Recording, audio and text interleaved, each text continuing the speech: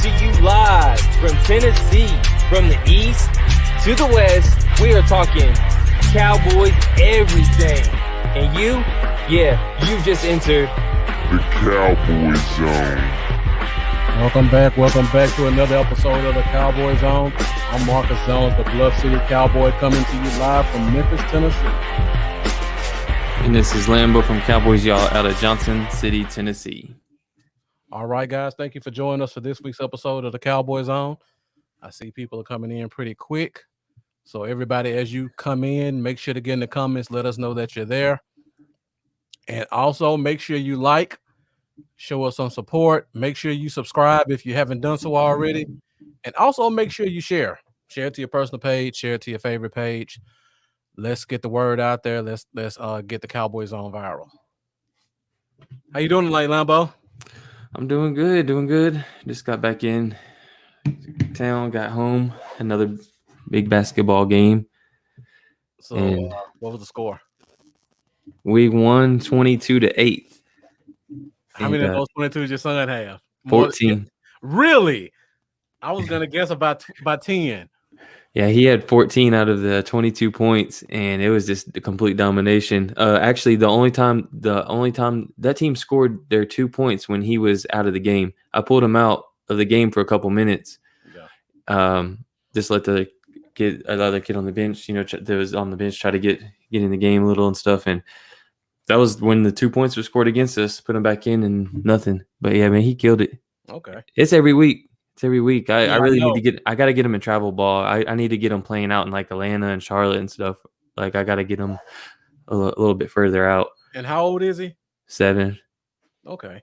He's balling, man. To be 7 and score that many points in general is a feat in itself. But to do it in a real game, that's ridiculous.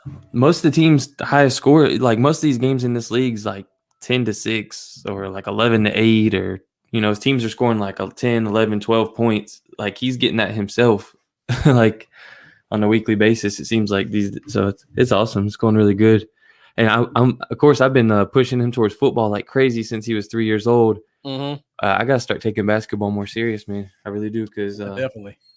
I've been, I got to get in some camps and all that good stuff. So. Guaranteed contracts, less wear and tear on your body.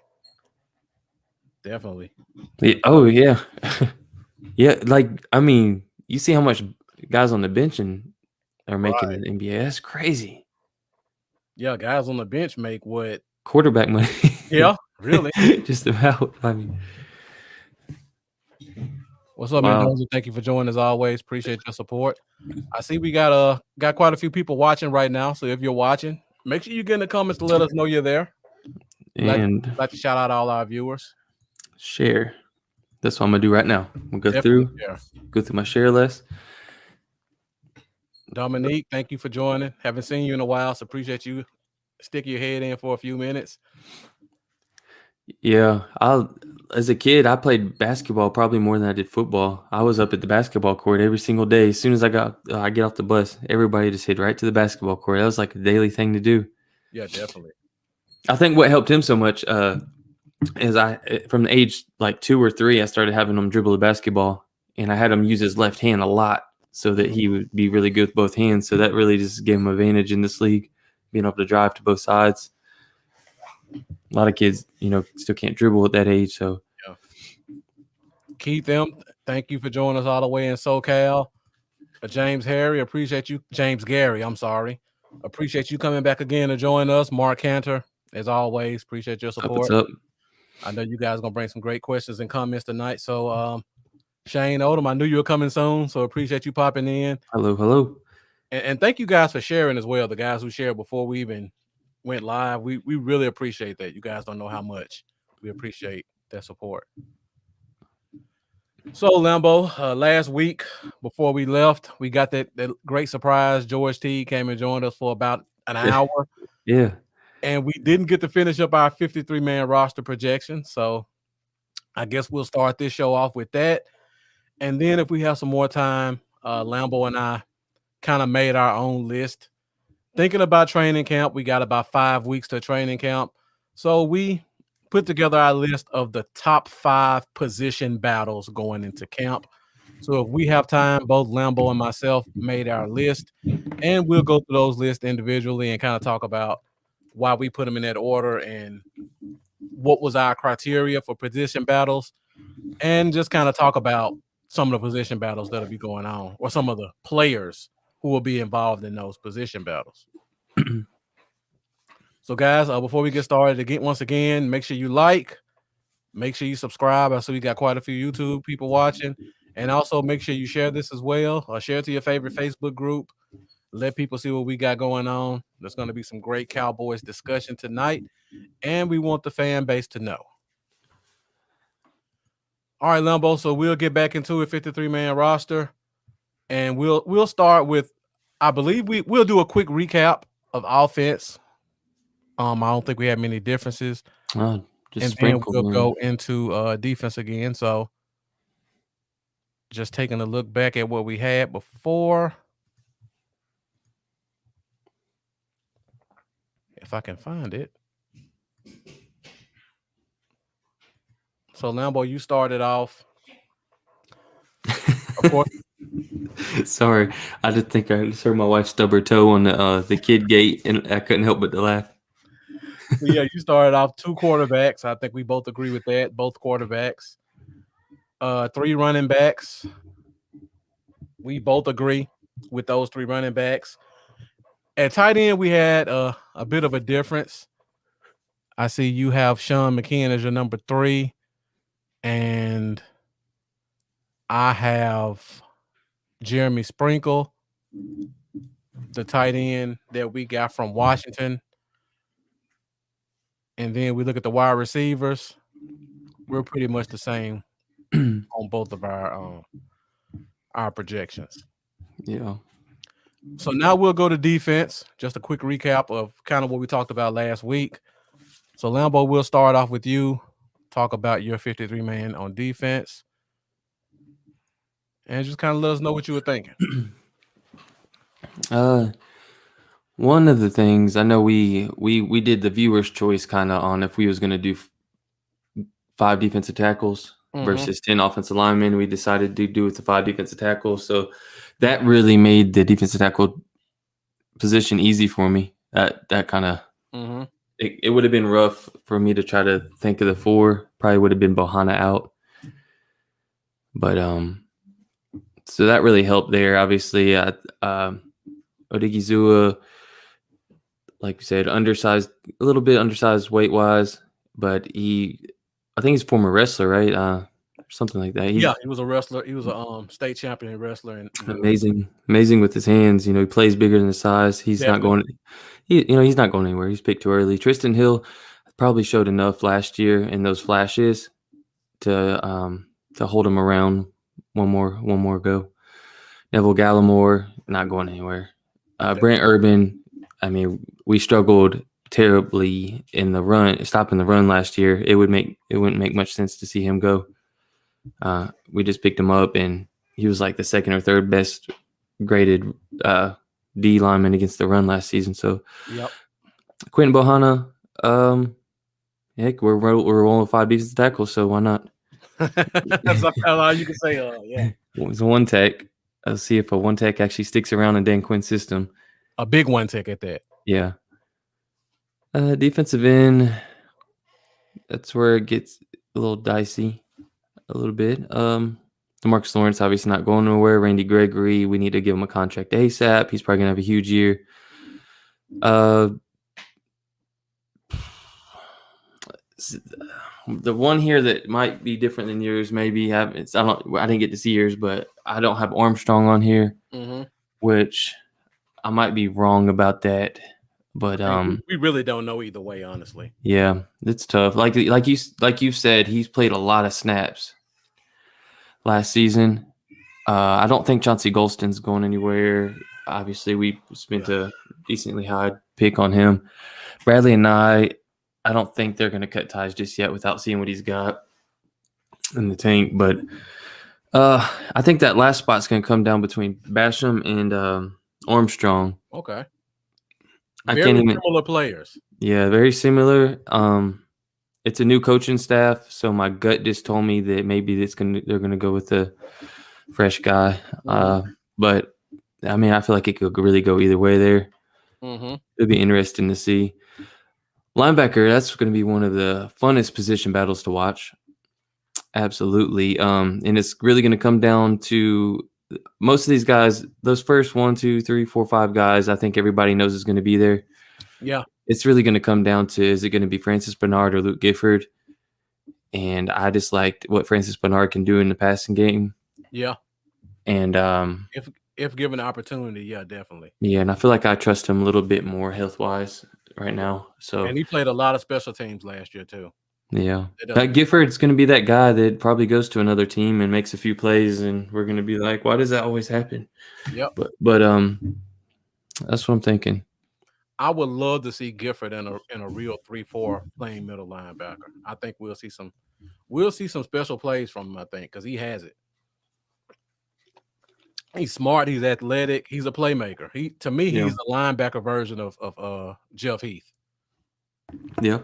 He'll give you a couple of good plays here and there, and then he'll probably give you some bad plays, some below average plays. But I think Gifford has it, and I don't think we'll be able to find out here in Dallas. Like you said, he's been kind of behind the 8 ball quite a bit. All right, so let me go to my front 7 guys to kind of show where we differ. And just like you said, defensive tackle, pretty much everything you said I agree with. Odigizua plays bigger than he is.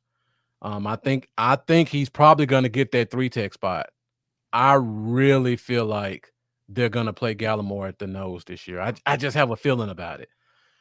Tristan Hill, this one could be interesting.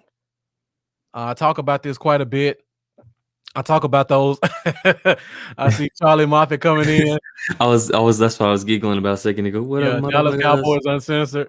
What up, motherfucker? I always appreciate you coming in and joining. I got something for Charlie to show him too in a few. I'd like Professor O to be on at the same time, but yeah. Well, you know what? Before training camp, I do want to get a show where we have Professor O and the DCU guys on the show as well, because I've been on their show before. Yeah. I've had Professor O on here without you here. So it'd be good if we can get all of them here with you here as well. Yeah. So that's definitely actually I already have the show kind of lined up. I want to do kind of a I guess like a 5 questions type show or 10 questions type show. I come up with 10 questions, everybody kind of gives their opinion, and then we kind of talk about why. So that one's definitely coming. Charlie, Eric, I already see you're in. So definitely. We'll probably get that one together in the next 2 or 3 weeks, I would say. Here's what I was going to show Charlie. I don't know if you can tell through the camera, but even with my outfits, I got the seafoam green on the pants. Seafoam green, baby. That's how we do it. I know he hates it. We're not. I had to throw on the seafoam green shorts. Yeah. And Dominique, once again, we almost always in agreement over most things, and he said the same thing about Gallimore and knows. I just have a feeling about it. All right, let me get back to the 53 so I can kind of get in the defensive ends. And guys, once again, if you haven't done so already, make sure you like this. Make sure you share it. Share it to your favorite Facebook group. Share it to your personal group. If you haven't done so already, also subscribe to our YouTube channels. I am Bluff City Cowboy, and Lambeau is Cowboys, y'all. So let me get back to the 53 again. So, Brent Urban, Lambeau said, to me, he's the only defensive tackle we have who knows how to 2-gap. I think Odigizua can as well, but Urban is the only one I know can come in day 1 and 2-gap. People assume Bohanna can 2-gap just because he's 350, but size doesn't make you a 2-gapper. Size makes you clog up a hole, but it doesn't really make you a 2-gap player. So I feel like Brent Urban, because of that, he's going to pretty much have a spot secured, just like you said. And then Quinn Bohanna, like Lambeau said, we got 5 defensive tackles. he's probably the one who would get the nod. If we get the top 5 position battles at the end of the night, I'll bring up a couple more names that I think should get some very legitimate consideration for that 5th spot. But until we get to that point, Quinn Bohanna's the guy slotted for that number 5 defensive tackle. And Jeff, thank you for joining. Appreciate you coming in as well. And definitely, Charlie, we'll get that together. I got to check on Professor O. He's spending quality time with the new baby in the family. So I don't know how his time is right now, but hopefully we can get him in here. If not, we'll definitely do it with us 4. So now we go to defensive ends, and this is where me and Lambo differ, and I'll probably differ from everybody. D-Law spot is secure. Randy Gregory secure. Chauncey Golston, just because of where he was slotted, I think he's secure. And Dorrance Armstrong, just like Lambo pointed out, he played 60% of the special teams. No, Charlie, you're not getting bumped. We're going to add you in with Professor O as well. But yeah, Dorrance Armstrong played 60% of the special teams, which was top 5 on the team. And he also contributed 40% of the defensive snaps. So just because of the pure volume of snaps, unless he just comes in and looks awful, I just think it's hard to see him not have a spot. It's not impossible because you never know what the new coaching staff likes. And also on top of that, like I said before, him and Basham are about the same type of guy to me. So they could go one or the other, or they could go both. Because like I said before about Anai, all these defensive ends that I have listed, they're all 6'4" guys. They're all 33, 34-inch arms guys. They're all tall and athletic. Then you look at Anai, who's 6'2", 31-inch arms, didn't test well at the combine, but everybody saw him in college and fell in love with the pass rush moves. We got to see if the coaching staff stays true to their prototype, or do they go with talent? But he has to show that talent. So it's really up to him. If he wants, in my opinion, right now he's not on the team. He has to put himself back on the team by outplaying Basham or Armstrong. And that is not impossible to think that he won't outplay them. No. It's going to be one of the good battles. Yeah. So Lambo, me and you go back and forth a little bit about Armstrong and Anai. How secure do you think Basham is on this team? Like, do you think he's definitely above both of them, or do you think he's kind of in the mix with them? I think they're all 3 in the mix. Okay. I think they're all 3 pretty evenly in the mix. Well, I guess if I was a betting man, I would say Armstrong does have a higher chance than Anai in Basham. But I don't know. I just kind of went with the gut thing there. But I mean, it's not inaccurate. It could definitely happen. Yeah. I mean, Basham could be the dude. Armstrong and Anai could be. You're right. Back around. Yeah. But I'm just leaning towards Armstrong. I don't know.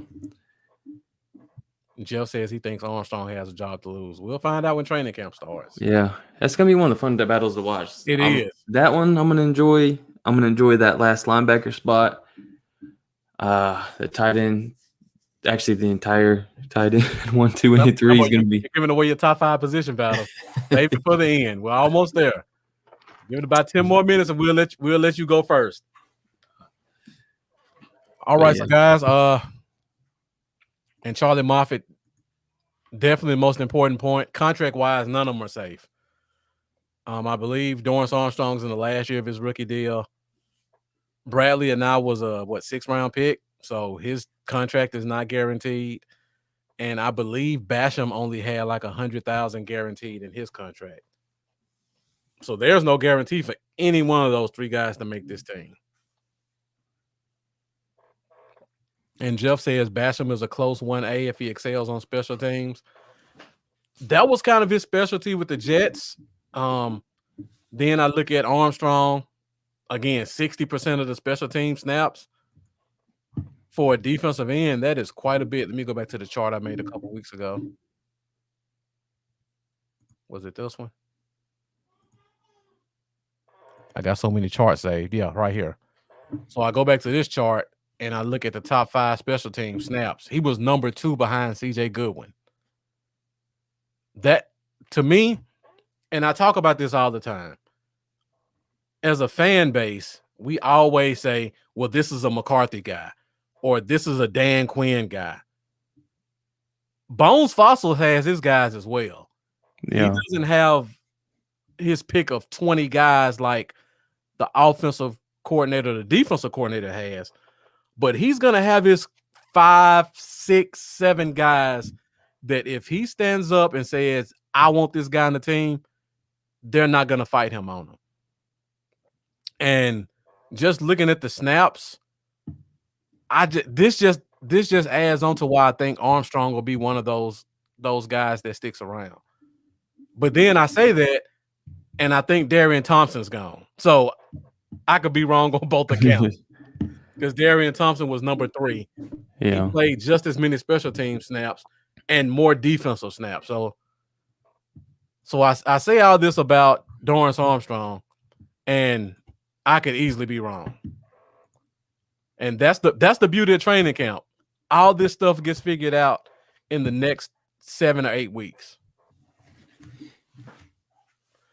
Shane Odom says if Keanu Neal can't beat out Jabril Cox, just can't see the Cowboys keeping him around because of his contract.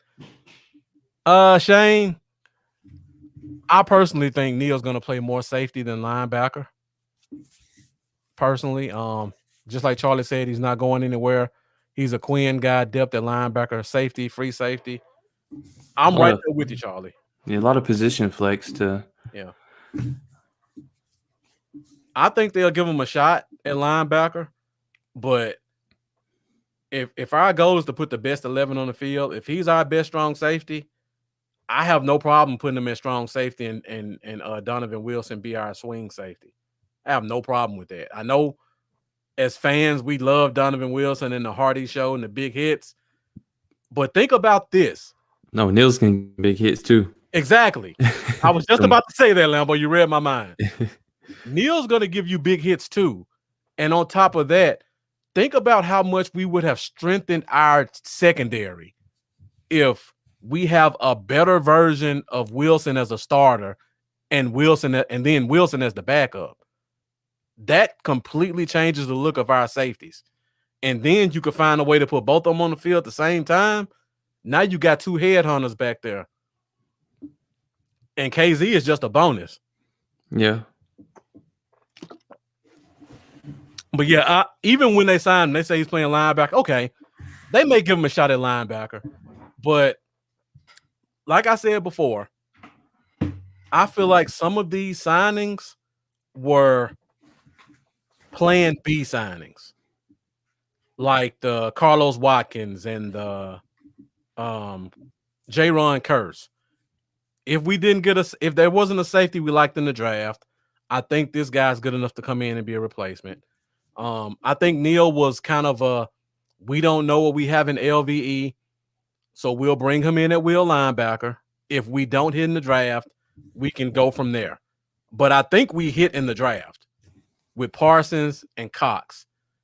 And that's why I feel like we didn't take a safety in the draft, because we have a safety in Neal who's a former Pro Bowler who's only 26, 27 years old. So once we got the 2 linebackers because we didn't know how the draft would go, now we don't have to take a safety because we got Neal. But I could be wrong about that, and we'll see when the season starts. Yeah. Let me see what Charlie says. My take on Armstrong on special teams, something we need to take into account. Definitely forget about that. I wasn't. The deep packages on D. Yeah. I wasn't even thinking about that, the special team snaps for Armstrong when I actually made my decision. I would love to see a run defense package with Neal and Wilson at safety.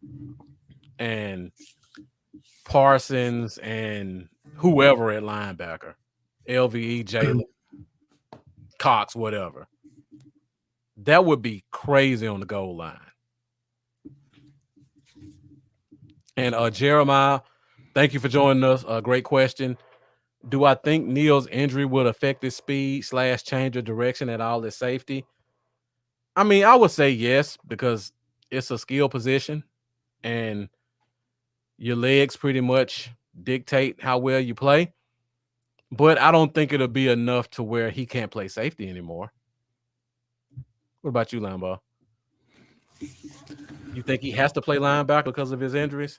No, I don't think it'll affect him that bad. I mean, I don't think he's necessarily going to be exactly the same guy he was, but Right. I don't think it's going to be enough of a difference for you to really notice on film much. I think he'll be all right. I'd probably keep him in the box more, but yeah.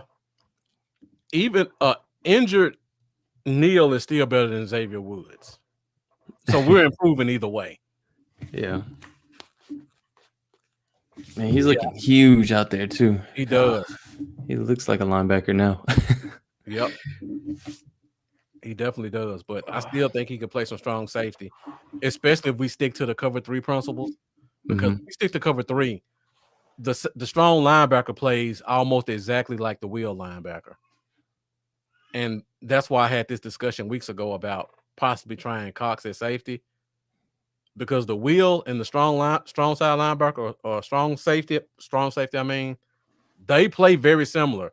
They play curl flat, they play backside contain, and if there's a tight end on their side, they're gonna get a little press and release on the line. Both same things, same responsibilities. What's good, Richard? Yeah, I'm right about the Woods part, definitely. Hey, Richard, thank you for joining us. Appreciate it, man. Yeah, I definitely think we'll see Neal at safety. And we talk about veteran leadership at positions. We don't really have any veteran leadership at safety right now. So it would be good to throw him in that safety room, because he's one of those alpha type guys too. So he can definitely come in there and teach the young guys and kind of keep that room straight, just to kind of pop his head in. I don't think I've been this excited to see our defense play since probably the year we got Ware the draft in the first round, and I think followed it right up with Spears. Was that the same draft? Didn't we get Ware and they were the same draft. Spears was first, actually. Oh, you're right. You're right. Yeah, I thought a lot of people thought it might have been Merriman. Right? Yep. Yeah, I haven't been this excited since that draft, or coming out of that draft, at least into the season, with the optimism about the defense. Yeah, I can't wait to see these guys out there, man. And I wish we could hit fast forward button and just hurry up and get there. I'm trying to see a preseason game, man. I want to see Parsons out there hitting somebody. I want to. Can't wait. I'm with you. And for this year, I'm excited because outside of D-Law and Diggs, I have no clue who's playing where. And all the guys are talented. It's not like 2018 at wide receiver, where we just had a bunch of guys and we didn't know who would play where. This year, we got a lot of talent, and we have a lot of guys with natural versatility and not this manufactured versatility when they try to throw a corner at safety, or they put Tyrone Crawford at defensive end and he's a 3-tech. We have guys who can really play multiple spots and play them well. So I have no clue where we're going to play these guys at, and I'm just looking forward to seeing the packages. Richard, tonight we are talking 53-man roster. So we're finishing up 53-man roster projections, and then we're going to talk about what we think are our top 5 position battles. Well, Dominique, thank you for correcting me on that. I don't know why I thought Spears was 11 and Ware was like 17. I may have them reversed. And Mendoza says his pick for MVP is Gregory. Neal will be the runner-up. He's definitely going to be integral. Ooh. Especially if we run that cover 3 that we think they're going to run, the 4-3 under. The Leo position that Gregory's probably going to be playing in, that should be a double-digit sack position for him. Because he showed us a lot of flashes last year when they just lined him up outside the tackle and told him to go. I think he's going to get to do that every game this year without any limitations and without them having a guy like Everson Griffin who shouldn't have been taking snaps from him to begin with. So I could see him getting double-digit sacks this year. And it's a contract year. So that always motivates a guy. And then DJ Dog, thank you for joining us.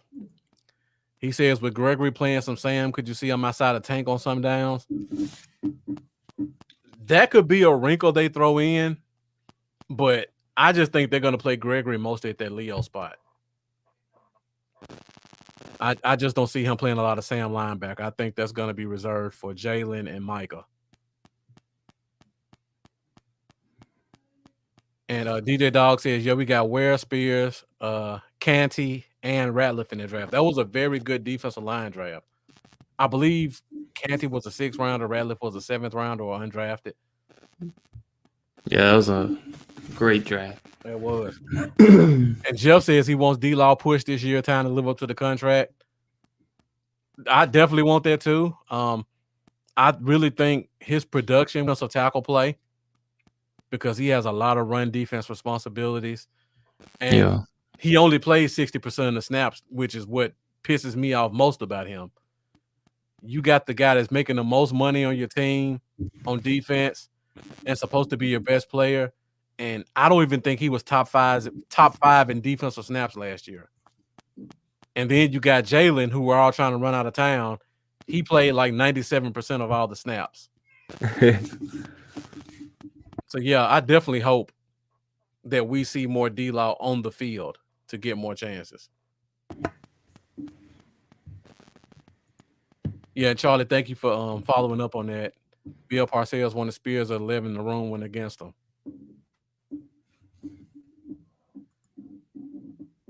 And Dominique, tired of hyping Randy. It's time to get our return on the investment. I think we've gotten our return on the investment. He's been a pretty cheap player for how many years he's been in the league? 6, 7 years. I mean, it's not the investment we want, but he's gotten a couple of double-digit sack years. Under the circumstances, I think he's done okay. But I would definitely like to see more, not just for him, but the guy that's playing opposite D-Law, because that guy should eat every year. And Robert Quinn showed that. Richard Woodard says, I think the guy who switched to safety will be the biggest surprise this year. I would need you to clarify which guy you mean. Because I don't think I know who you're talking about, the guy who got switched to safety. Man, I ain't been this excited for a defense since we took Bobby Carpenter in the first round. Barbie Carpenter. I'm totally kidding, by the way. I was pissed. I think everybody was pissed off at that pick. Definitely was pissed off at that pick. Oh, man. That's when I knew that was the beginning of the end for Parcells. I don't think Kelvin Joseph or Nashawn Wright are planning on going this. Oh, maybe he's talking about Mukwamo. Maybe so. That would be a good drop if he makes the team. And we'll get to that in a second because we're about to go secondary. So let me go through these questions. And he says the rookie, so you're probably right, Lambo. I think he does mean Mukwamo. And Jeremiah asked a follow-up question. Do you think Gregory helps free up D-Law on double teams to allow him to get back to double-digit sacks? Again, I just said it. I think the defensive tackles are the ones that would free up D-Law more than Gregory. Because just the way that position is played, Gregory's always going to be one-on-one with the tackle. So that doesn't affect D-Law. What does affect D-Law is when your nose tackle and your 3-tech can be blocked one-on-one by the guard and the center.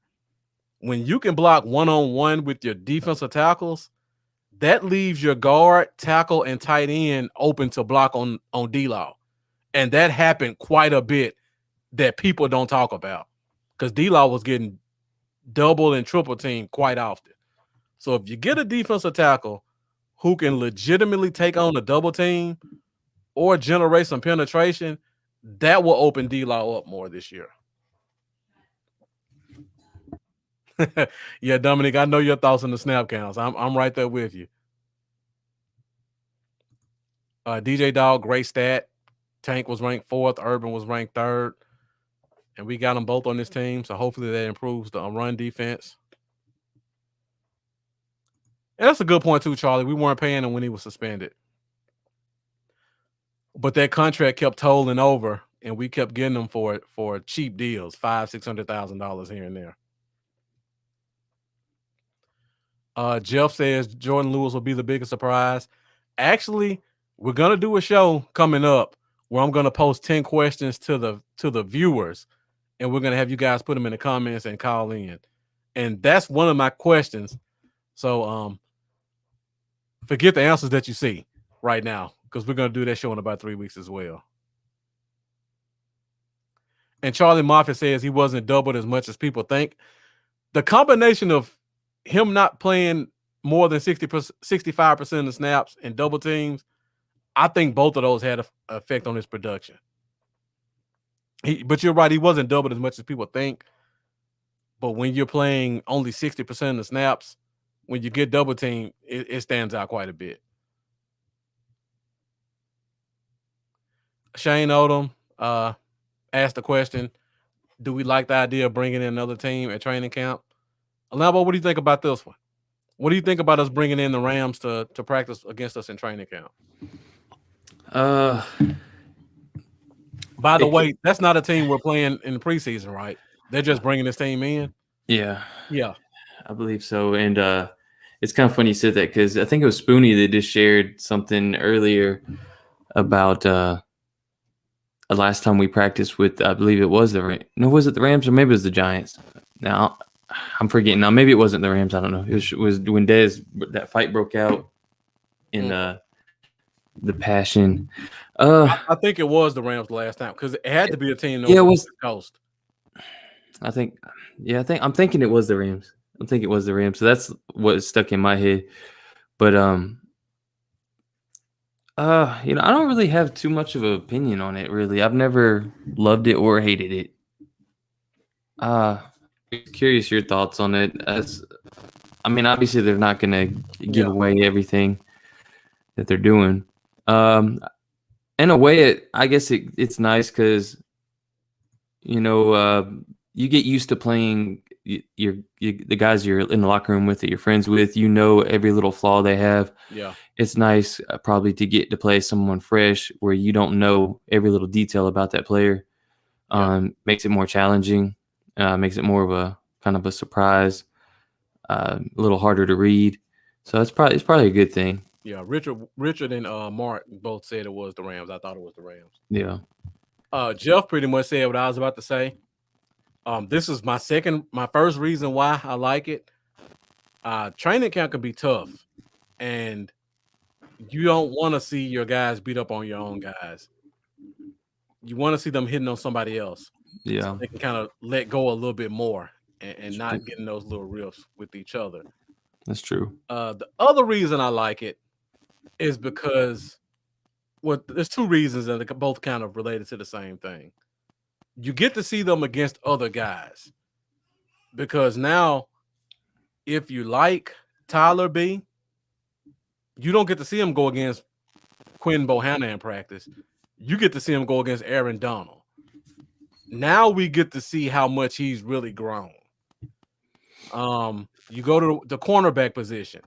Okay, you guys like Anthony Brown, you like Nashawn Wright. They're not going against CeeDee Lamb, Cedric Wilson, Noah Brown. They're going against Cooper Kupp, and I can't even think of the other receiver's name right now. Robert Woods. They're going against other guys who've done it in the league. So now we can't say, oh, we had a good week of practice going against our guys. Because sometimes when you're playing against each other, they would do what my coach would call brother-in-law, where you basically kind of go to the line. Hey man, let's both take a break this time, or hey, I think my coach is looking right now. Let me get you on this rep. That happens a lot more than you guys think. So stuff like that can kind of give you a skewed angle. And that kind of leads into my other thing where one thing I hate about training camp. Thank you, Mendoza. I was trying to think of that name too. Van Jefferson, another very talented guy who's going to have to step up here. Great route runner in Florida. I'm curious to see Van Jefferson, how he progresses, because I thought he was going to be one of those sleeper receivers that really does pretty well in the league. And Charlie, you got to tell me where the YouTube link goes to, and I'll check it out after the show. And DJ Dog says it'd be a good look for our rookies to see how they stack up. And that's the other point I was about to make.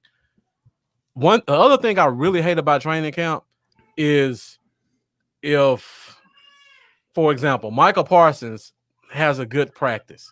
He gets an interception. Now we got to look at Danichi was the one throwing it. Or Garrett or Gilbert or Dak. Yeah. So if Parsons has a good game, then we're going to say, oh, Dak must have been awful. Or if another example, Adigi Zua is just dominating in practice. So now we got to say, oh, has Tyler B regressed in the second year? Or has Connor Williams taken a step back? There's never going to be good and good. It's always if somebody does good, somebody else is bad. Somebody else is bad on the same team. Yeah, you could come away with the Rams practice with us good on both sides of the ball. Right, exactly. Which would be great. Yeah. So that's two of the things I really like about it. And I think the Rams are the perfect team because there's already a little bit of a rivalry there. That last game we played them, I think guys are kind of upset about that. So they'll be a little bit more motivated in practice. And I think they just match up well with us too on both sides of the ball. Like if CeeDee Lamb wants to really show he's stepping up in year 2, or Michael Gallup wants to prove he's a number 1 receiver, well, guess who the Rams have at cornerback? Jalen Ramsey. You want to prove you want to get paid? Go call that man out in practice. Don't call out Kelvin Joseph, a second-round pick who just got off the bus. You go take on the number 1 corner in the league and show us that you deserve to be paid. So, yeah, stuff like that, I love it. And Charlie Moffitt says, yeah, it does suck in that way. If the defense sucks, people freak out. The offense sucks, people freak out. Yeah, it's a no-win situation. You know, I would expect I feel like we've added a few people to the secondary that have the dog mentality we want. So I expect there to be a little bit of a little camp fight. Yeah. I mean, there's no way you could go in there against Jalen Ramsey and something not pop off because that guy cannot shut up. Yeah. But then again, we ain't really got I wish we had a Dez in his prime. Mm-hmm. I wish we had a Dez in his prime. I love seeing him. I don't know, with a guy like Ramsey. Yeah. Now that would definitely get us on Hard Knocks. Yeah. You had Dez and Ramsey on practice together. That would definitely be. That'd be good right there. Pay-per-view. Yeah. And Charlie makes a great point talking about in 2019 we were picking out balls left and right. People talking about Dak throwing them and praise the defense, and then 2019 happened. I'll give you last year. All we heard in training camp is our defensive ends were just killing the tackles. Like we couldn't even conduct a practice because our ends were just all over the field. And then 2020 happened, and who was our leading sack guy? Alden Smith with 5. That's terrible. After all that praise they did in the offseason, we get that product. So yeah, all right, let's go back to our 53-man roster projections. We're 45 minutes. So we'll go through We'll hit yours first, Lambo. In terms of cornerback and safety position, and I think we're pretty much the same here. So take us through your 7 corners. You went 7 corners instead of 6 corners, 4 safeties. Let us know why you went 7 corners, and then talk about the 7 corners. The reason I decided to go 7 corners is honestly because I felt like there's a few of those corners that could possibly make the shift to safety if needed. Now, who are those safeties? I mean, who are those corners? Well, I'd be looking at a Reggie Robinson as a potential depth piece at safety. Honestly, actually, that'd probably be the only one right now that I'm looking at. So I guess I was kind of looking at Reggie Robinson. I was trying to find it. Really, what I was trying to do is find a way to keep him on the team because I've been doing that for the past couple of weeks, saying I want Reggie Robinson on this team still. So that's my way of me keeping Reggie Robinson on this team is using his position flex that I think he has. I still don't really know how well he did at any time they was trying to play him at safety some.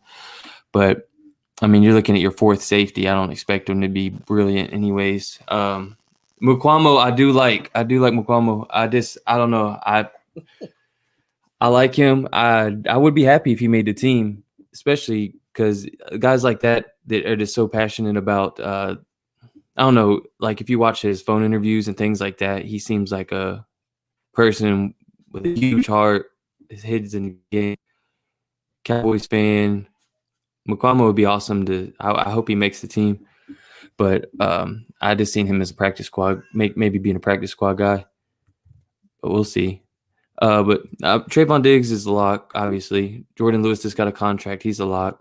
CJ Goodwin, special teams ace. He's a lock. Kelvin Joseph, we picked in the 2nd round. So even if he starts out rough, he's going to be a lock. Nashawn Wright is actually, I mean, we've been hearing a lot of good stuff about him so far. We'll see if that continues. I know I hated the pick, but hey, make plays, and that changed how people feel about you real quick. I think he's going to make the team, obviously. We just spent a 3rd on him. So do you think he's a lock as a 3rd round pick? I do, yeah. Okay.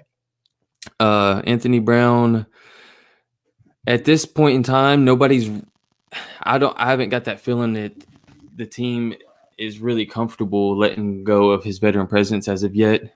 I feel like they're still unsure who's going to be on the opposite side of Diggs in that. I mean, you got to keep him around for now till you figure that out. But and Reggie Robinson, just the fact that he hasn't really had much time to show us, it almost kind of feels like the Donovan Wilson thing all over again. In a way, I just know he's an extremely talented dude. I'd like to see him stick around on the team a little bit longer. I think he's got enough talent to stick around. And I think he does have the possible position flex to roll to safety. So that's where I'm at. But I would be very happy if Mukwamo didn't make the team. I will say that. I agree. Just got to find a spot for him. Yeah. Hey Charlie, thank you for joining us, man. As always, appreciate it. Appreciate your support. Appreciate you sharing. And if you guys haven't done so already, make sure you go to the Dallas Cowboy Uncensored Facebook page. Make sure you like that page. And also make sure you listen to their podcast. They normally come on Fridays or Thursdays. Thursdays or Fridays at noon. Charlie just let me know. I believe it's usually Fridays at noon.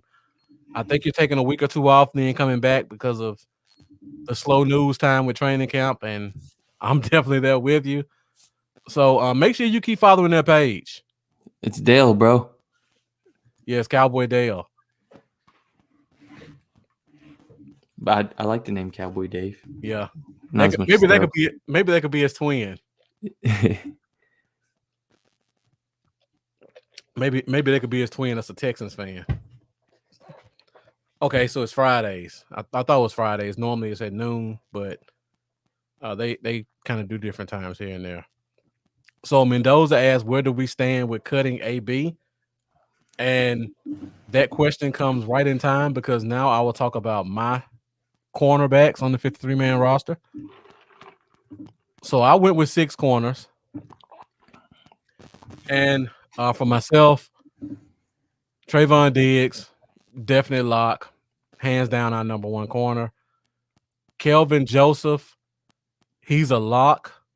Again, we don't know where he fits in terms of his position.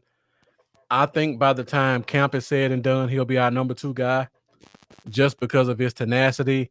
And somebody put a funny comment. Yeah, sorry. That would be funny. A black twin. Oh, You try to get us kicked off the air. with the same accent and everything. Right. That'd be hilarious. That would be hilarious. Or you could do instead of the mullet, you could do like the Jerry curl style.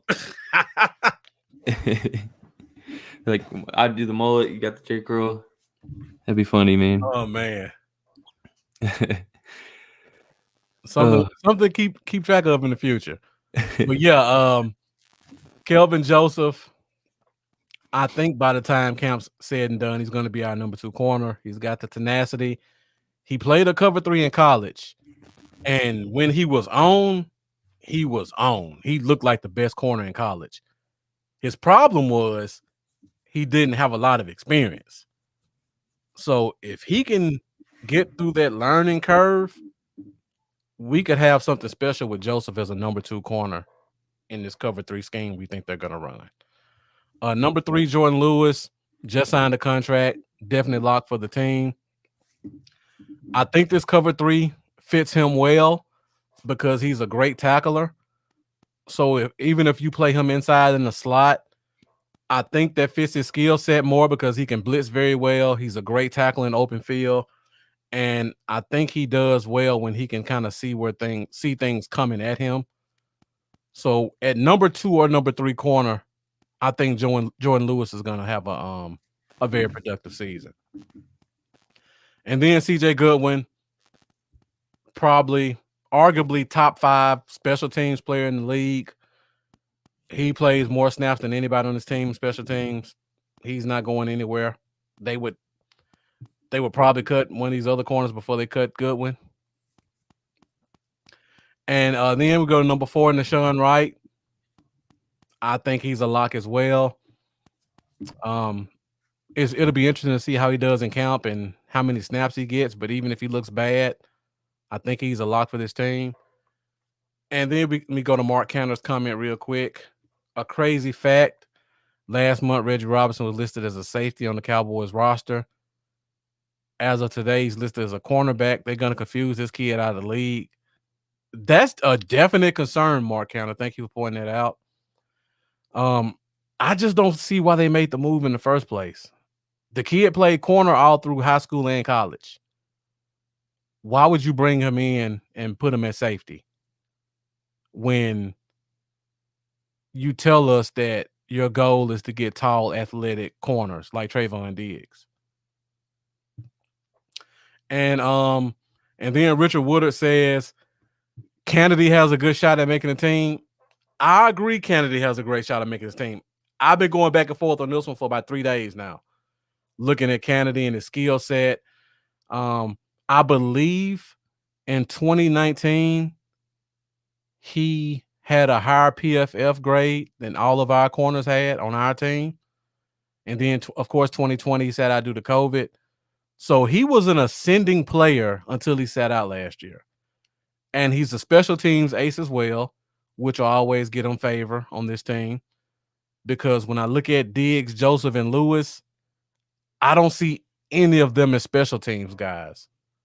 So if you could squeeze another special teams guy out of your cornerback position, especially if you can have 2 fast gunners, that makes a big difference. And Mendoza says he has Kennedy and Mukwamu on his as well. And he talks about the Nice Wonder. And sorry, I misspelled the name. That's autocorrect. But yeah, Nice Wonder as well with the punter position. And then I have Reggie Robinson. I'm sorry, you saying something, Lambo? Oh, I was just gonna say, yeah, Nice Wonder. I considered Was it Anger?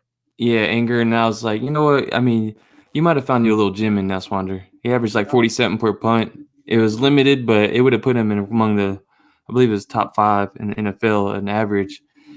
To be averaged out for a full season. And the funny thing is, I think I seen this on Blogging the Boys. Is he has the highest career average in Cowboys history. Obviously, it's very limited amount of punts, but Yeah. I don't know. He looked good, man. I hope let's roll with him. Yeah. And if I'm not mistaken, was Anger a punter under Bones Fossil at any point? I I know he was like a third round pick as a punter, which was ridiculous. Yeah, he was picked pretty early. And he's made a couple of Pro Bowls. But I don't know if he was. Somebody get in the comments, let me know. I know if anybody knows, our fan base will know this. So we talk about Reggie Robinson, and I just feel like when I look at Quinn is one of the first defensive coordinators we had in a while who's really taking guys off traits that he likes. When he says he wants guys with 34-inch arms, he's getting all guys with 34-inch arms. When he says he wants aggressive corners, he's getting aggressive corners. And I feel like just from what I remember from Reggie Robinson at Tulsa last year, he plays the type of style that Quinn likes. He was a press, release, cover 3 corner all through college. He's 6'1", 200 pounds, 4.4 speed.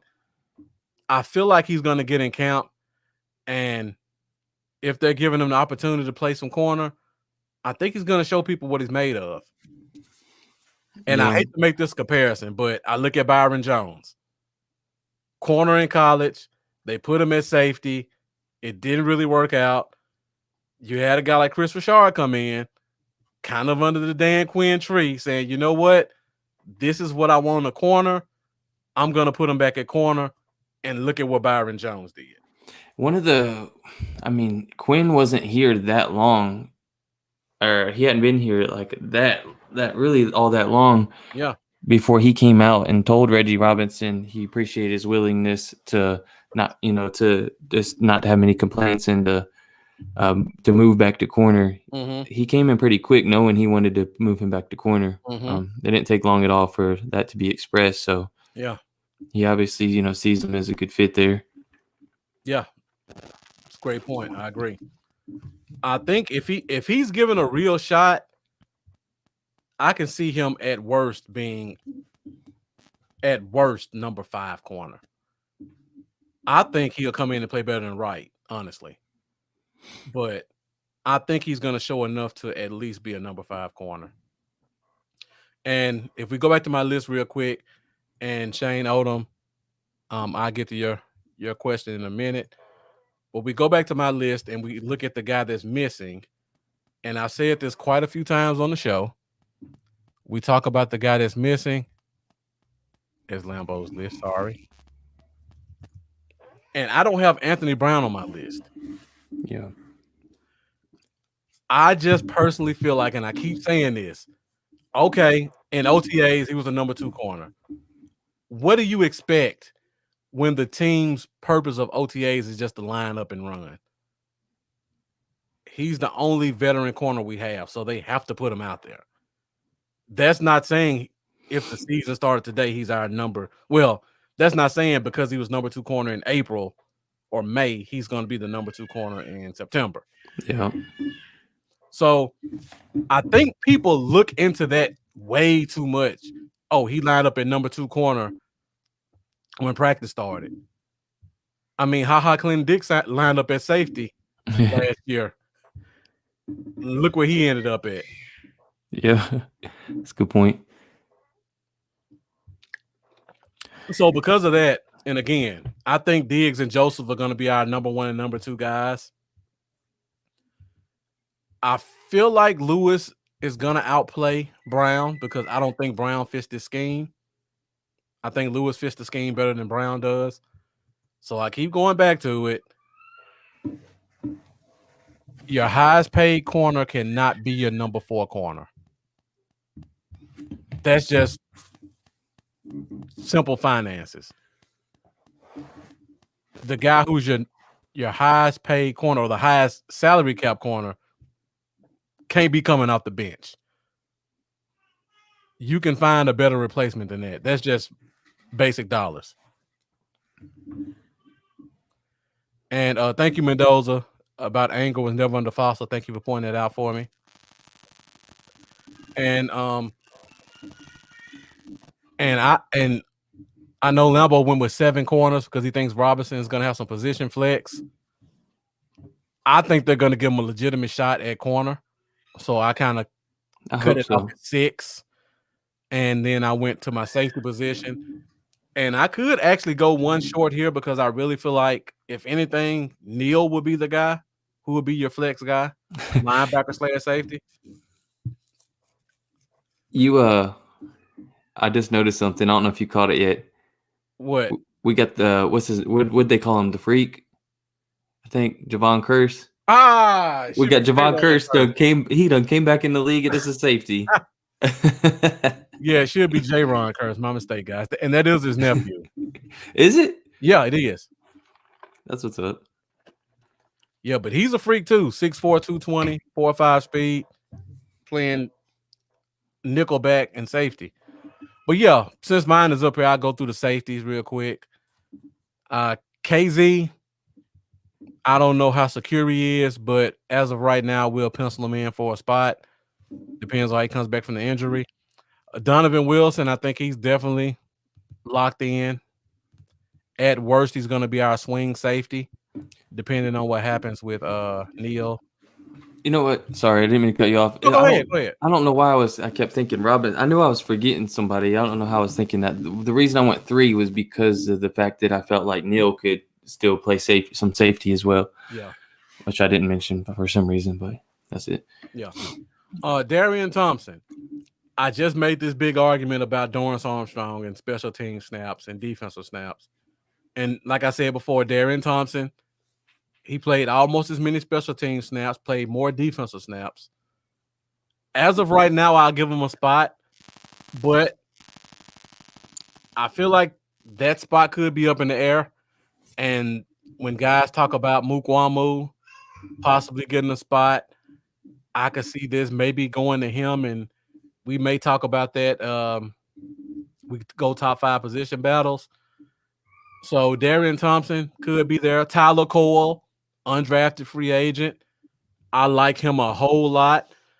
Kid out of UConn. He played last year in, was it Colorado? I believe. Or I forget the school he played for. I just looked at UConn tape when he actually touched the field, and he has some good traits. So I'm looking forward to that. And J-Ron Curse, honestly, of these 4, I think he has a chance of being our best safety. And I know a lot of people want to agree with me on that.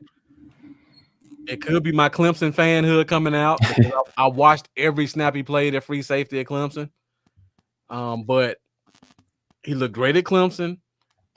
I watched every snap he played at Minnesota. And he won a whole lot more battles than he lost, playing free safety, strong safety, wheel linebacker, and nickel corner. He played all 4 positions. He actually was, and thank you, Richard, Purdue. I knew it was a black and gold team. That's what happens when you go away from draft season. All that draft knowledge starts to leave you. Now I can only remember colors and not teams. But yeah, J-Ron Curse, I think he has a shot. I saw, I believe, Kyle Yeomans make a comment saying that he didn't look well in practice. I think it's because they kind of had him slotted out of position. I think once they get him in camp and they play him more like Minnesota did, we'll see a much better player. And Jeff still thinks KZ might be out because of the injuries. Best ability is availability, definitely. And we got a lot of safety prospects out there. And if one of them shows something, you never know what'll happen. That's true. All right, number. Let me let you close it out with safeties. We're at 1:05. Honestly, I didn't plan on this going an hour, so because we got 5 weeks to training camp, we may save top 5 position battles for next week. Yeah, we probably should. Yeah. But All right, so the long snapper, do you have anything on him? All I can really tell you is I know he's a 2-time Pro Bowler. I mean, that's good enough for me. That's about all I know about the guy, though. Bones Fossil wants him. Yeah, he wants him. And he's made a couple Pro Bowls. So. Exactly. I mean, long snapper, that's all I care about. As long as he can get the ball back there.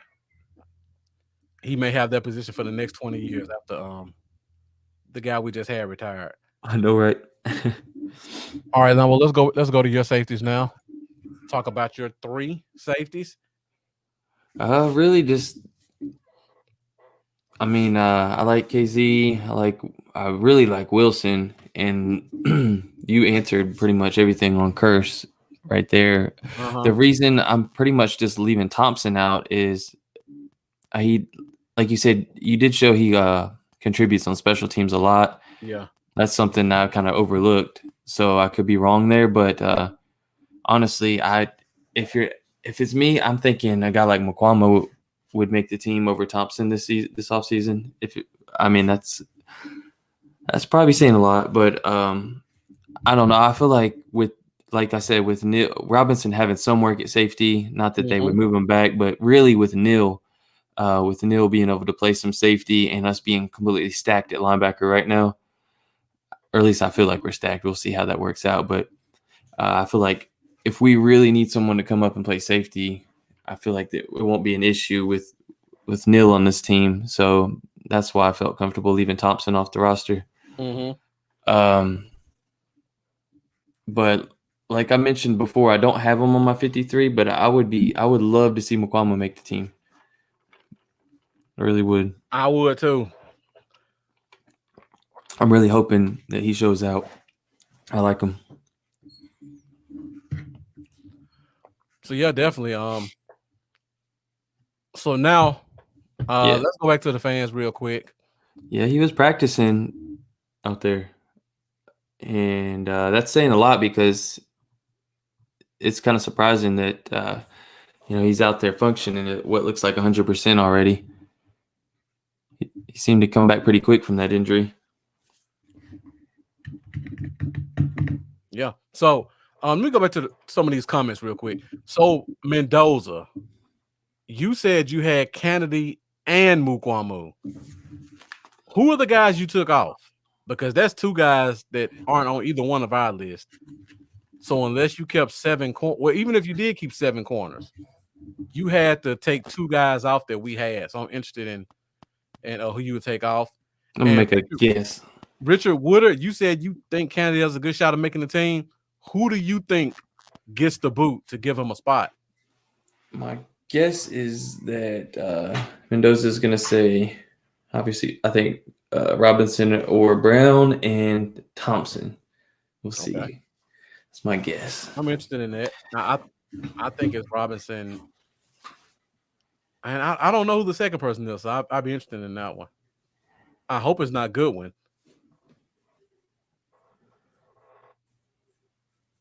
So yeah, guys, if you have any questions or comments about our 53-man roster, let us know so we can talk about it. We're at 1 hour 10 minutes. We'll probably close this thing out in a few minutes, and then we'll pick back up next week with our top 5 position battles. And Mendoza says he has no AB or Thompson. He has Robinson making it.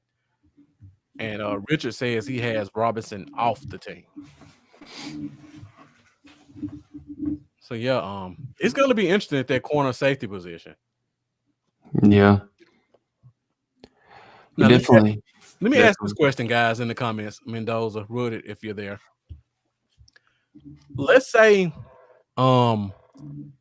he says Robinson and Brown. Okay, you both have Brown off the team just like I do. Let's say Brown actually makes the team. Who comes off the team? And it doesn't have to be a corner. It could be anybody on the defense. If they like Brown so much that they're willing to go at the position, I think both Lambo and I think they go short at defensive tackle. They go with 4. See, Mendoza has 7 corners as well. So do you think they should go short at defensive tackle, defensive end? You think because the linebackers are so strong and flexible, they only go with 5?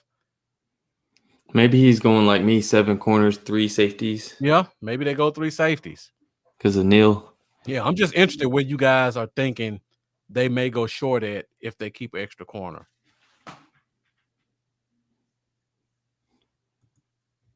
I just personally can't see when you've got if Joseph does what I think he's gonna do, I think 1 and 2 are pretty much secure.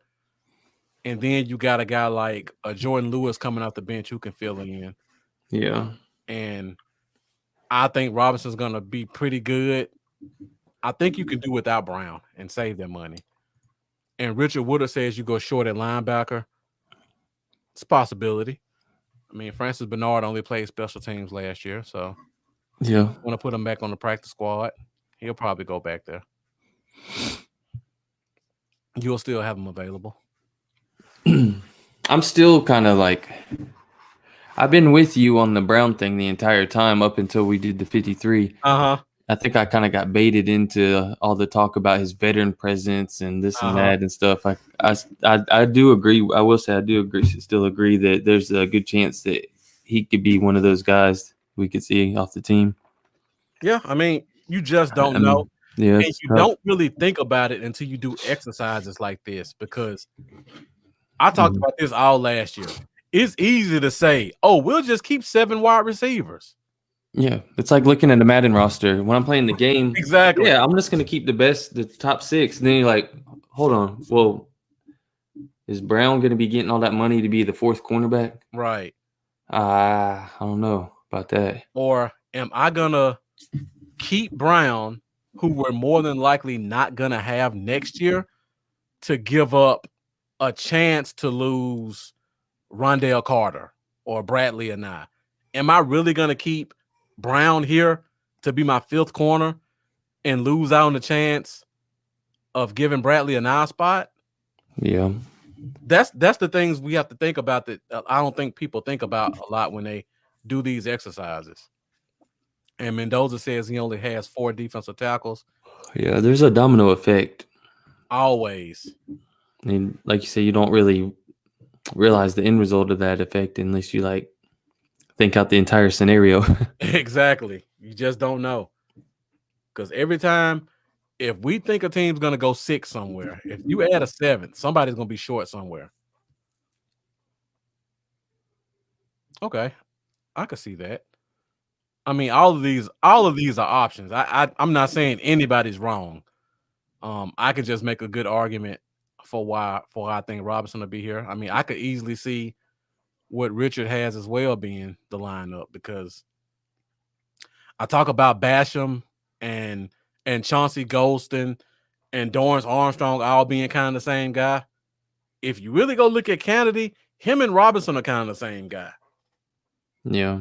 So it could be either or right there. If I'm not mistaken, I think Robinson had the highest was like the highest athletic score for corners in the draft for corners in the entire draft last year. That's just athleticism with the kind of size he has to give up already. That'd be tough. I think I'd be pretty upset about that one. I think I would be too, especially a guy that was a former 4th round pick. Yeah. And we didn't even get a chance to see him practice. Yeah, let me see him play at least, man. Right. People forget that. We didn't have real training camp last year. So we didn't. Never even got a chance to practice. Yeah. A 4th round pick. All the talent in the world. Right. He didn't get an off season or anything. He didn't get a preseason, didn't get off season, none of that stuff. And this is basically like his rookie year. Exactly. I mean, people raved about Reggie Robinson. Like when he got picked, man, everybody was extremely high on him and his athletic ability. Mm-hmm. I really need to see him out there and see what he can do. But he's got definitely his. I mean, if you're looking at ceiling, his ceiling is going to be much higher. Yeah.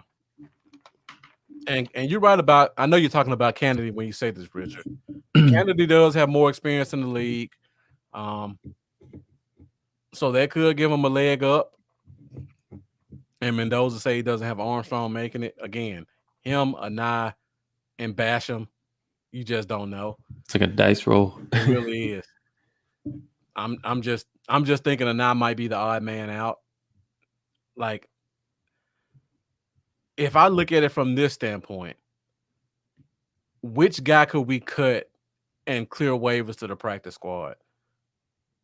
I don't see any way that a defensive end who can give you 65% of special team snaps is not going to get picked up by somebody. That's a good point. I didn't really think about that either. Because somebody else is going to value their special teams play. And he's on, and this is the crazy thing, he's only 24 years old. As long as he's been in the league, he's only a year older than Bradley Anai. And he has 5 years NFL experience. And they make about the same amount of money. But I look at Basham. Basham may clear waivers. I mean, he didn't show a lot with the Jets. I don't think people were knocking on his door to give him a contract when the Jets let him go. You may have a chance to cut him, and he may make it. Bradley and I, young guy, well, rookie, but he's 23. He didn't play more than 10 snaps the whole season. He didn't play any special teams.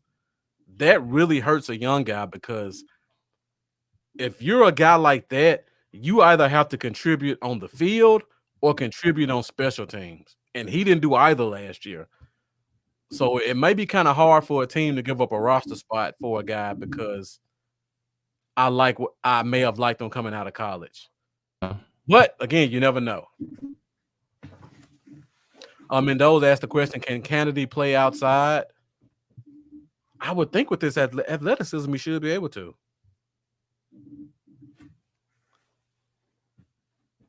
Because if I'm not mistaken, I believe he's like 6'1", 200 pounds, about like Reggie Robinson. So you would think he could play outside.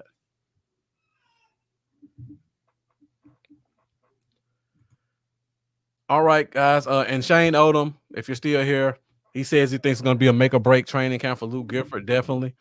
Oh, yeah. He's going to have to show a lot to make this roster, honestly. Yeah, he's not. He's got an uphill battle. He definitely does. And I haven't even talked about Rondale Carter yet, Richard. Thank you. He could definitely clear waivers. Did he clear waivers last year? I know he went to the Colts, but did they sign him or did he clear waivers and they put him on a practice squad? I can't remember. I can't remember either. But again, that's another guy who didn't play a lot of football. So yeah, he definitely could clear waivers. That's why I don't think Lambo or I include him in our discussions, because whether he stays or goes, I think we both agree if we cut him, he would clear waivers and make the practice squad. Yeah. And Mendoza says CB2 play special teams. Yeah, Richard, we talked about that. Kennedy and Reggie Robinson, height, weight, speed, athleticism, almost identical guys. So it could be one of those situations where this is the new trend we're going towards and both of them are secure, or both guys cancel each other out and you only keep one. We got a lot of questions like that going into training camp. And we talk about top 5 position battles. We're not going to do that this week, but I was going to talk about Odighi Zuwa and Carlos Watkins. Yeah, because they compare a lot athletically, but we'll save that for next week. It's a shame we didn't get to see Kennedy play last year. I know. I wish I knew his reason for not playing last year. I don't know if he had a sick family member or just safety concerns in general. But he had to be pretty confident he found a way back on the team to sit out on a 1-year contract after not starting in the league. And thank you, Richard. Yeah, they put him on their practice squad. So that's a guy who can clear waivers, and me and Lambo haven't really talked about him. It's a couple guys who can make some noise in camp, but as of right now, I don't think they'll make it. So I think you may have said it already, Lambo, just kind of in talking, but gut feeling right now, if you had to choose a guy that's not on your 53 that you think will get on the 53, who is that guy? It would be. Oh man. Well, the smart choice would be Armstrong, being I didn't have him on my 53, but part of me wants to say Mukwamo. That's mine too. So yeah, Mukwamo. Yeah. And I look at him, we talk about comparisons. We take a guy like J-Ron Curse in free agency. Mukwamo comes in almost exactly like him. Mukwamo played some safety in college, so it's not a completely unfamiliar position for him. And we could be going to the big rangy safeties. I don't want to get into this discussion at the end of the show, but I think he'd be far more likely to play safety than Kelvin Joseph. Yeah, I do too. I've seen that discussion kind of being thrown around a little bit. Yeah, I'm not ready for that. No. If you draft the guy that early, you put him at the position that he excelled at in college. I don't care how highly he was recruited in high school. I'm not throwing Micah Parsons at running back because he was a great runner. I mean, I'm not throwing him at defensive end because he was a great defensive end in high school. Yeah, and we have a need for it. He made his money at linebacker. That would be kind of my argument on that one. I would have a couple more arguments, but that's for another episode. And Mendoza's talking about Kennedy. If he's the special teams ace, we hear he is. He knows what it takes to make a roster. He was definitely there with the Jets and the Ravens. So yeah, Mendoza says Gifford. And guys, before we go, let us know what you think. If there's a guy who's not on your projected 53-man roster, which guy who's not on it right now do you think would have the best chance of getting a spot? Richard Woodard asked the question, is practice squad at 16 this year? I believe it's going to be at least 14. I don't know if they did 16 yet, but I know it's going to be at least 14. And then Mendoza asked the question about Deontay Burton. And he was a cornerback who played a little bit last year, I believe. He was with the Falcons, wasn't he? Before was that before? Yeah, he played with the Falcons a little bit before, and then practice squad and came up off the practice squad. Mm-hmm. That's a great question, Mendoza. I mean, he'll battle. He's another 6'1", 200-pound guy, so he fits that mold. He's been kind of lingering around the practice squad, like you said, Lambo. Do you think he has a chance at all of a spot? Not really. I just feel like there's too much young potential on the roster. I'm already having trouble trying to narrow it down to 7. Or even 6 is even harder. I don't know. This is guys I like better. But you know what's crazy though? He played more defense than Reggie Robinson last year. That's crazy to think about. Like, yeah. But like we said, Robinson didn't have an off season. Yeah. Didn't have any, preseason, none of that. And I think Richard Wood made that point before. Experience does count. Yeah. Yeah, he said I'm looking at experience. Which is I'm still mad about last year because I'm like, bro, we sucked. Like we were terrible. I mean, everybody knew we was. I mean, all the injuries and everything. Why were we not throwing Bernard and Anah and Robinson out there those last 3-4 weeks? I don't understand it. Like just let them on the fly. I don't know. especially when you look at, like we talked about, they put Rashard Robinson on the field. They would rather bring Rashard Robinson and Deontay Burton up from practice squad than let Reggie Robinson get snaps. That something about that just doesn't sit right with me. Savion Smith too, didn't he? Savion Smith was on practice squad too, and they brought him up. Yeah. And he's more corner than safety. He's more safety than corner as well. And they put him in at corner, and he got torched. So when you think about stuff like that, it kind of makes you question Reggie Robinson's chances. But Yeah. you just gotta hope the new coaching staff gives him a legitimate opportunity at cornerback to show what he can do. Yeah. A lot of it too, like you said, they pretty much was making him do a lot of safety work. Yeah. So he had no offseason, no preseason, and was focused on safety a lot. Right. And then it's like he probably just simply just wasn't ready. Yeah. And we had George T talking about this last week. Safety is about more than just covering in deep middle. You got to know what you're doing. Stuff changes all the time. Again, he had no training camp, so he didn't really get a chance to go on the field and apply what he saw as a safety. And we saw guys get torched quite a bit last year. It could have been worse. So you just don't know. And then Richard Wood says trying to hide them for this year and wants to evaluate them. Well, that's not going to happen because we got rid of all the coaches. So they lost that opportunity. Now another coaching staff gets to play with the toys that they didn't want to unwrap last year. And Shane Odom says it could have been Mike Nolan being stubborn. Certain coaches don't like playing young guys. He could be one of those coaches. You just don't know. He could be the type of coach that just thinks, you know what? I'd rather roll with the veterans who've done it before, and I'll just let the young guys sit back and watch. We see it in basketball all the time.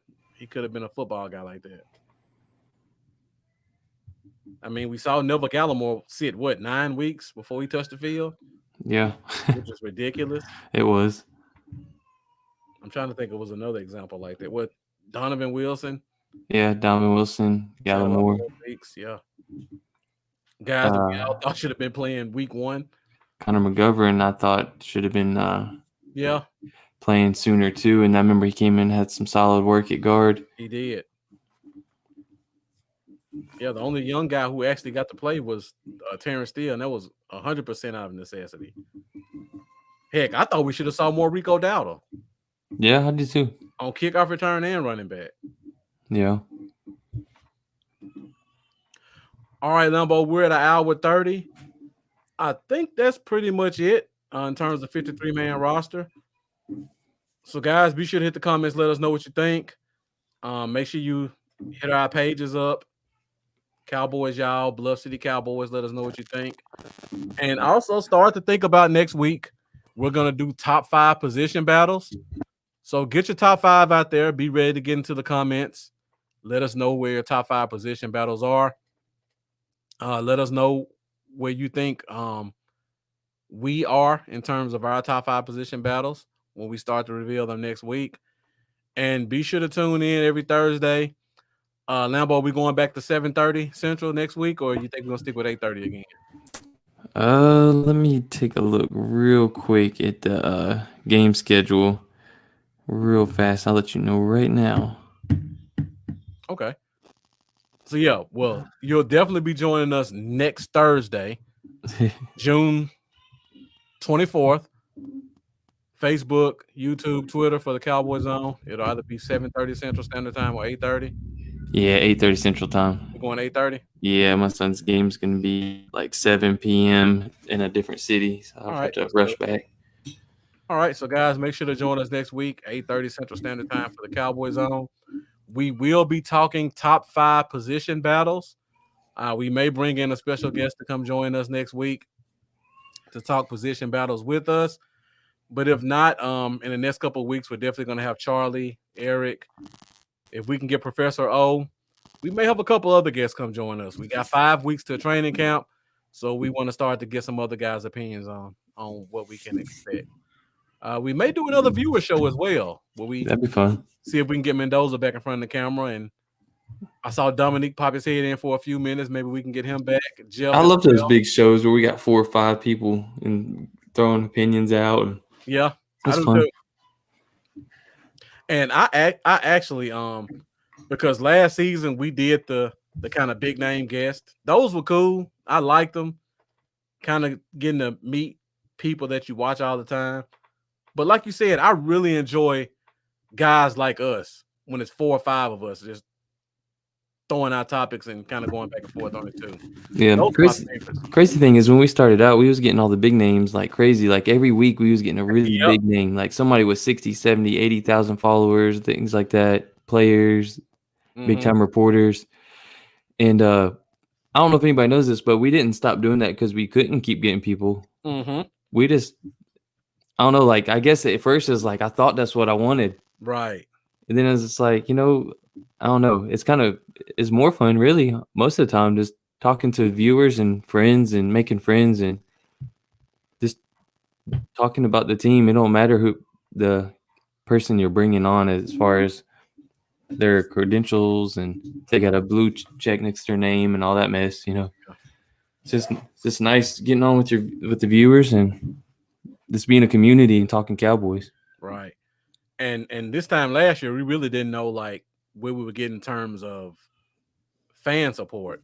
And at that point, we were just kind of both scared. Like we don't know if we're gonna have enough content to talk about from the fans. But you guys have completely just blown that out of the water with your great questions and comments. We don't even have time to bring on a guest, honestly, because you guys are our guest. Yeah, if we did that too often, like a lot of guests, like we started out doing, I feel like we'd be ignoring all the comments, and Yeah. I don't like that. I don't like that either. Because you see that sometimes on a lot of shows where there'll be like comments just flooding, and they don't get addressed Right. at all. And the comments on this show always seem to be brilliant comments. Like Definitely. usually on the internet, you're like, you see somebody say stuff, you're like, you just want to face palm. You don't like see that in our comments. It's like really well thought out, awesome opinions. Yeah. Usually it's always great comments. It's awesome. Yeah. Yeah. Since I've been doing this, I can't even watch shows like Undisputed or Cal and Cowherd. Oh, because I just feel like it's just them talking. And it's like, that's wrong. Or I feel like my opinion is just as good as that. And I can't convey it just like you guys do every week. I would just hate to watch a show where it's like I'm just listening for an hour. Yeah. And not getting any real interaction.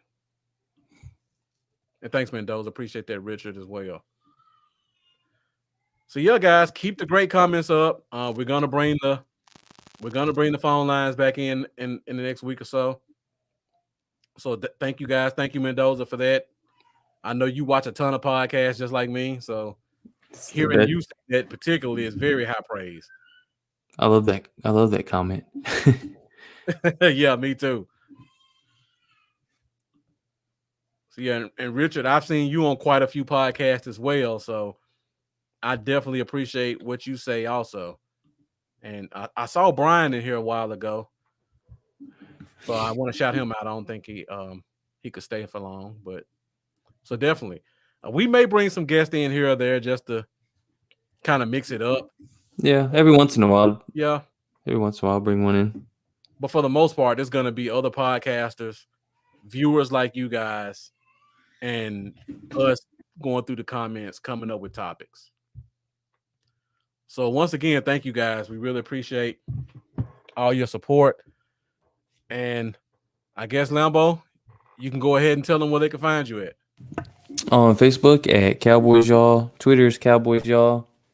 YouTube is Cowboys Y'all. YouTube, I always try to stress that. Trying to get to that 1,000.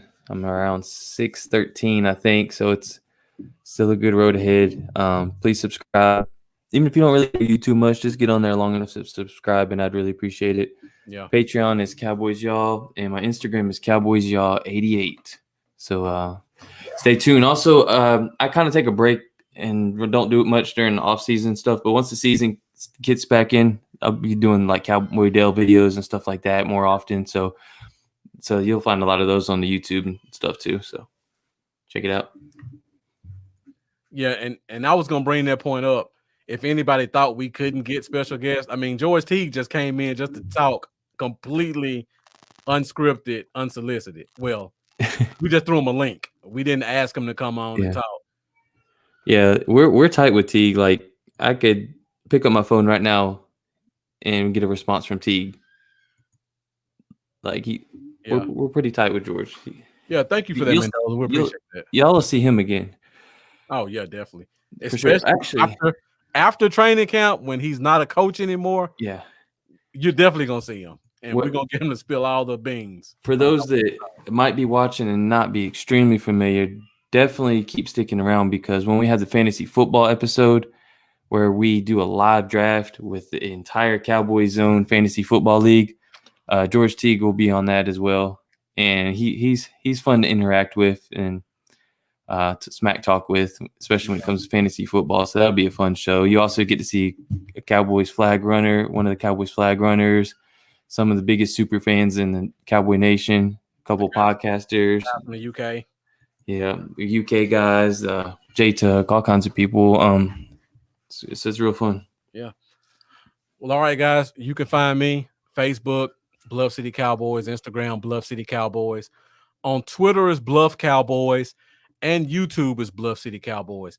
If you guys haven't done so already, make sure you like, make sure you subscribe. Share a link. Let people know about what we're doing so that they can subscribe as well. Your interaction and engagement helps us to keep things going. And Richard Woodard, yes, we do have a fantasy league. We started it last year. We just brought in all of our guests from the first season. We all kind of connected with. And we're going to do it again this year. But this year, we're going to add a few more viewers to the league. I think we may be full right now. But if we have a spot available, we'll definitely open it back up. We don't want to go any more than 12.